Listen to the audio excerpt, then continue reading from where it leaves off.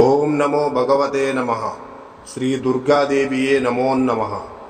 రక్త తర్పణ చేతబడి మీ శత్రువులు కానీ, మీరంటే గిట్టని వాళ్ళు కానీ, మిమ్మల్ని వేధించే వాళ్ళని కానీ వాళ్ళ ఫోటో పేర్లతో రక్త తర్పణం చేసి ఒక ఆత్మని మా ఆధీనంలో చేసుకొని మీ శత్రువుల వంటి మీదకు పంపించి మీ చేతికి మట్టి అంటకుండా, మీ పేరు బయటికి రాకుండా వాళ్ళ అంతటా వాళ్ళనే అంతం చేసుకునేలా చేస్తాము.